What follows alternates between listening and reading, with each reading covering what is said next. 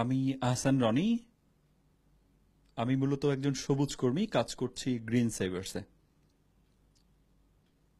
মুক্তিযোদ্ধারা আমাদের একটা দেশ দিয়েছেন, আর আমরা এখন তরুণরা যারা কাজ করছি তারা এক একজন মুক্ত যোদ্ধা বা ফ্রি ফাইটার। ফ্রিডম ফাইটাররা আমাদেরকে যে দেশটি দিয়েছেন, আমরা যারা ফ্রি ফাইটার আছি তারা যদি সেই দেশটাকে সুন্দরভাবে সাজাতে পারি, তাহলেই এই দেশটি আবার স্বপ্নের দেশ, জয় বাংলার দেশ সে পরিণত হবে। আর জয় বাংলা ইউথ অ্যাওয়ার্ড একটি ইন্সপিরেশনের নাম, একটি প্রেরণার নাম, যে অ্যাওয়ার্ডটি আমাদেরকে আরো বেশি কাজ করতে উদ্যমী করে তোলে, আরো আগ্রহী করে তোলে, আমাদের আবেগের বেগকে আরো বাড়িয়ে দেয়, এবং আমরা যারা কাজ করছি তাদের কাজের স্পৃহাকে আরো বেগবান করে। আমরা ঢাকা শহরে overall plan support, plan solution নিয়ে কাজ করছি। যাদের ছাদ বাগান আছে এবং যারা বাগান করতে আগ্রহী, বাগান করতে চান, বা বাগান করার পরে পরবর্তী পরিচর্যা নিয়ে তারা চিন্তা করেন, তাদের জন্য সব ধরনের সাপোর্ট নিয়ে আমরা কাজ করছি। আমরা প্রোডাকশন কস্ট অথবা ট্রাভেল কস্টটা নিয়ে আপনাদের এই সাপোর্টগুলো দেই। এটা ডেফিনেটলি লো কস্টে এই সাপোর্টগুলো ডেফিনেটলি নগরবাসী পাচ্ছে। উদ্দেশ্য একটাই, যে মানুষের দোরগোড়ায় গাছ এবং গাছের সেবা পৌঁছে দেয়া, এবং মানুষের প্রতি গাছের প্রতি ভালোবাসা বোধকে জাগ্রত করা, শিশুদের অবুঝ বোধে সবুজের প্রতি ভালোবাসা তৈরি করা। এই কাজগুলো করতে গিয়ে আমাদের যেটা করতে হয়, যে গাছের সব ধরনের সাপোর্ট নিয়ে কাজ করতে হয়, এবং সেটা আমরা খুব অর্গানাইজড ওয়েতে করছি। যে কেউ গাছ সম্পর্কিত বা সবুজায়ন সম্পর্কিত যে কোনো ধরনের সাপোর্ট চাইলে আমাদের সাথে যোগাযোগ করলে আমরা 2 ঘন্টার মধ্যে সেই সাপোর্ট আপনার কাছে সরবরাহ করতে পারি।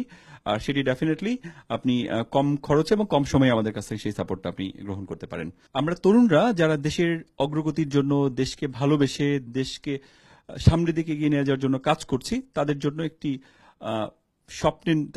প্রেরণার নাম হচ্ছে ইয়ং বাংলা, আর ইয়ং বাংলার ব্র্যান্ড হচ্ছে জয় বাংলা। হসপিটালে 1 ঘন্টা অক্সিজেনের দাম 200, 300, 400, 500, 1000 টাকা হসপিটাল ভেদে, আর আমরা প্রকৃতি থেকে ফ্রি অক্সিজেন নিয়ে বেঁচে আছি।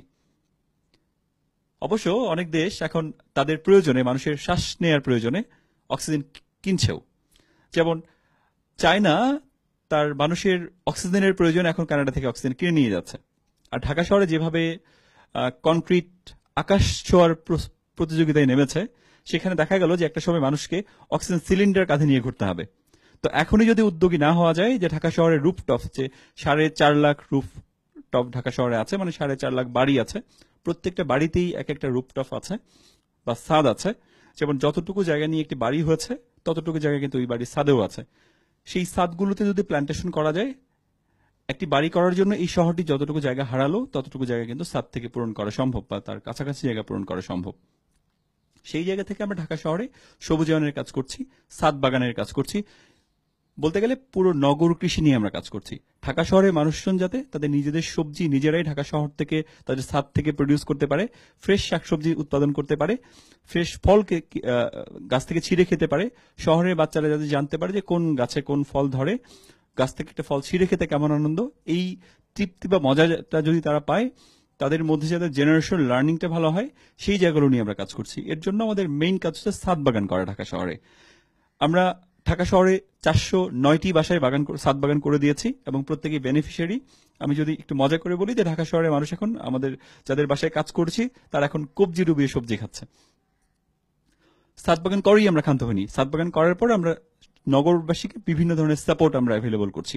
যেমন বাগান করার পর বাগান পরবর্তী পরিচর্যা, আমরা মান্থলি বেসিসে শুধুমাত্র ট্রাভেল কস্ট নিয়ে তাদেরকে আমরা মালি সাপোর্ট বা গার্ডেনিং সাপোর্ট আমরা দিচ্ছি। আমরা ভ্রাম্যমান বৃক্ষ ক্লিনিক চালু করেছি, যেখানে আমাদের গাড়িগুলো গাছ এবং গাছের সেবা নিয়ে যাচ্ছে। আমরা বিভিন্ন স্কুল কলেজের ছাদ বাগানগুলোকে ইন্সপায়ার করছি। আমরা স্কুল কলেজের ছাদগুলো ব্যবহার করছি যাতে বাচ্চারা গাছ চিনতে পারে, গাছ দেখতে পারে। সেই জন্য আমরা প্ল্যান ফর প্ল্যানেট নামে একটা প্রোগ্রাম বিভিন্ন স্কুলে করছি। আমরা 43টি স্কুলে, ঢাকা শহরের 43টা স্কুলে আমরা এই প্ল্যান ফর প্ল্যানেট প্রোগ্রামটা করছি। অক্সিজেন ব্যাংক নামে একটা প্রজেক্ট আছে আমাদের ঢাকা শহরে, যেখানে শহরের বাচ্চারা তাদের টিফিনের পয়সার একটা অংশ সেই বক্সে জমায়। সেই বক্স থেকে পয়সা সংগ্রহ করে ওই স্কুলেই প্ল্যান্টেশন করে ওই স্কুলের স্টুডেন্টরা। এই বক্সগুলো মেনটেন করে সেই স্কুলের গ্রিন অ্যাম্বাসেডর, যারা আমাদের গ্রিন সেভার্সের গ্রিন ক্লাবটা মেনটেন করে। মূলত ওভারঅল গাছ লাগানো থেকে শুরু করে গাছ বাঁচিয়ে রাখার যে পুরো প্রক্রিয়াটি আছে, এটাকে সাস্টেনেবল করার একটা চিন্তা থেকেই এই কার্যক্রমগুলো আমরা হাতে নিয়েছি। নগরবাসী যারা ছাদ বাগান করছেন তাদের ছাদ বাগানগুলো যাতে ভালো থাকে, গাছ যাতে ভালো থাকে, এই জন্য মাসিক কৃষি পাট নামে একটা প্রোগ্রাম আমরা চালু করেছি, যেখানে তারা তাদের সমস্যাগুলো নিয়ে আসছেন। কেউ গাছের পাতা ছিঁড়ে নিয়ে আসেন, কেউ ফল ছিঁড়ে নিয়ে আসেন। প্রতি মাসেই পরিবেশ অধিদপ্তরের সামনে এই প্রোগ্রামটি আমরা করি। যে কেউ চাইলে আমাদের ফেসবুক পেজ থেকে ডেটগুলো সংগ্রহ করে এই প্রোগ্রামে যুক্ত হতে পারেন। পুরো আয়োজনটি সবার জন্য ফ্রি। ঢাকা শহরের বাজারকে পলিথিন মুক্ত ঘোষণা করার প্রাথমিক পর্যায়ে আমরা দোকানি বা বিক্রেতা পর্যায়ে সচেতনতা বৃদ্ধির চেষ্টা করেছি। আমরা একটা সেলফি ক্যাম্পেইন অ্যারেঞ্জ করেছিলাম, যেখানটায় ট্যাগলাইন ছিল পলিথিন চাহিয়া লজ্জা দিবেন না। আগে যেমন বাজারে ছিল যে বাকি চাহিয়া লজ্জা দিবেন না, এখন সেই জায়গাটাকে আমরা কাজ করেছি। সেই জায়গাটা নিয়ে আমরা যেটা করেছি পলিথিন চাহিয়া লজ্জা দিবেন না।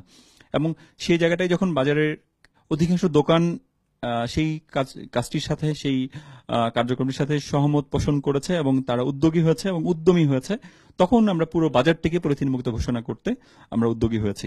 এবং আমরা পলিথিন মুক্ত শুধু ঘোষণা করেই ক্ষান্ত হইনি, আমরা তাদেরকে বিভিন্ন বিকল্প সহায়তা আমরা সরবরাহ করছি।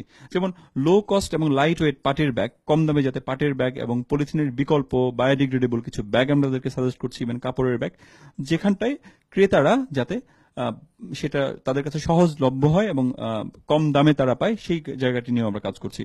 মূলত এই এই পরিবেশের জন্য মারাত্মক ক্ষতিকর পলিথিন শপিং ব্যাগ, যেটা মানুষ মার্সিলেসলি শহরে ইউজ করছে। কিছু তথ্য এখানটায় যোগ করতে পারে, যেমন প্রত্যেক পরিবারে, ঢাকা শহরের প্রত্যেকটি পরিবারে দৈনিক 5টি করে পলিথিন ব্যাগ যুক্ত হয় এবং এর মধ্যে 4টিরই কোনো ধরনের ট্রিটমেন্ট হয় না, যেমন যেটা ড্রেনে যুক্ত হচ্ছে এবং ঢাকা শহরের ওয়াটার লগিং হচ্ছে এবং ড্রেনেজ সিস্টেমকে অনেক সময় অকার্যকর করে দিচ্ছে। এবং এক একটি পলিথিন ব্যাগ মাটিতে পুরোপুরি মিশে যেতে 400 বছরের মতো সময় লাগে। সব মিলে পলিথিন আমাদের জন্য একটা বড় থ্রেট। এই থ্রেটটাকে নিয়ে ডেফিনেটলি সবাইকে এগিয়ে আসতে হবে। আমি তরুণদেরকে আহ্বান জানাই যে আপনারা পলিথিন শপিং ব্যাগ ব্যবহার থেকে নিজেকে বিরত রাখুন এবং বিকল্প হিসেবে দেশীয় সম্পদ আমাদের সোনালী আঁশ পাটের ব্যাগকে আপনারা এবং পাটের ব্যাগ ব্যবহার করার অভ্যাস করে তুলুন।